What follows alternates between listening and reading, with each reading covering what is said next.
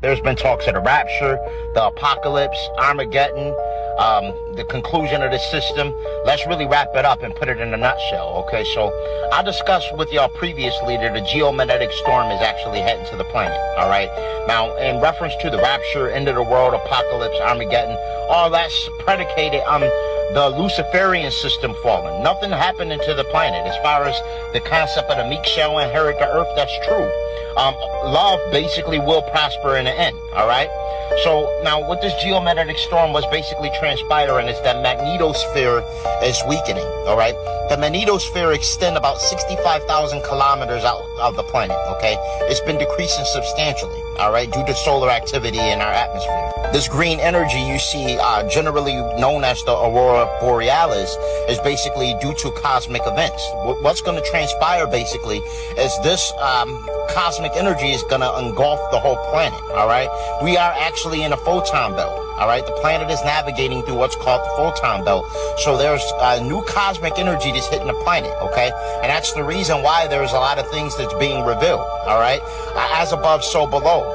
Anything in the macroverse affect the microcosm. What happens in the cosmos and the celestial bodies affects what happens down here. That's why they go by zodiacs, okay? Well, that's why somebody that's a Scorpio or Virgo or Pisces or Libra, Leo, etc. can be affected by the cosmos. What that simply means is the protons, neutrons, and electrons in your body, the microcosm, is being affected by the macrocosm. Those celestial bodies all have some kind of effect on our neurological chemistry and cause us to obviously act according to the celestial bodies in the cosmos. Now, the elites that basically that run this system actually know this. They know all of this. That's why they altered the calendar. That's why they do a lot of different distractions and things of that sort, so we don't connect with the cosmos, so we don't connect with these celestial bodies. I made you very aware also that when this geomagnetic storm hit, it's going to affect our DNA. Currently, we use 2% of our DNA. It's 98% that's actually locked up. It's actually unplugged, so to speak. All right, and this transpired due to the Anunnaki, basically, the ancient astronaut race that seeded the planet, okay, that created the first Adamu, which you guys know as the Adam, so to speak, was the Adamu, who was conceived through Ninhursag or Inanna, which was the Anunnaki queen, who basically conceived Adam. Now, the Garden of Eden, as I explained in previous videos, was one huge experiment. It was basically a testing facility. Shit, the whole earth is a testing facility. Everything on this planet is basically one huge experiment, all right?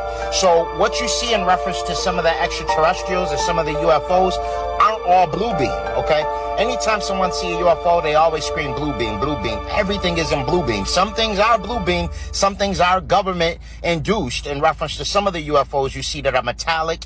Obviously, we know that real UFOs are spherical balls of light that have the ability of actually teleporting through the firmament. All right, they have technology that operates on tetrahedron technology, like the Bermuda Triangle, that have the ability of actually teleporting through the firmament. The other metallic disc you see in crafts that they reverse engineered are government drones that they utilize, okay, to obviously see what other countries are doing, etc., to have also implement the fear mongering, so to speak. All right, but as I explained, there's nothing to fear. So fear should be the last thing on your mind. All right.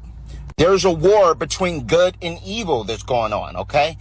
There's malevolent extraterrestrial beings that's referred to as a hidden hand, the hidden hand, all right? These are what the Gnostics called your archons, okay? These entities thrive on anxiety, fear, grief, guilt.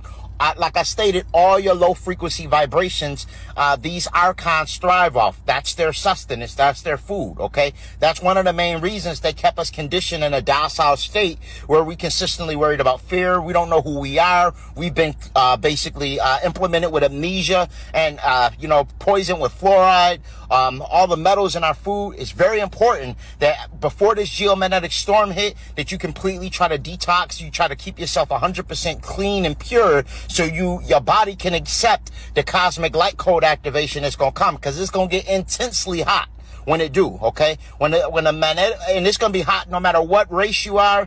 I don't care how much melanin you got. It's going to be hot as hell, way hotter than we ever experienced. So It's very important to stay hydrated. It's very important to make sure you're eating right. It's very important to make sure you're exercising. I mean, in hell, to be honest with you, a lot of us may have to learn the ability of becoming breatharian, because a lot of the food is going to be so contaminated and tainted, but that we ain't going to even be able to consume the food, okay? So it's very important to meditate, to focus on basically trying to repurify your body as much as possible before this solar event take place. Now, a lot of y'all are aware that when this do happen, okay, once this dormant DNA is activated, we going to receive powers, okay? Contrary to what a lot of y'all believe, our avatars are phenomenal. We've been poisoned by aluminum, barium, fluoride, all the food with GMOs, genetically modified organisms, so many things they use to deplete these avatars, okay? Because they phenomenal, all right? And once the solar energy really hit us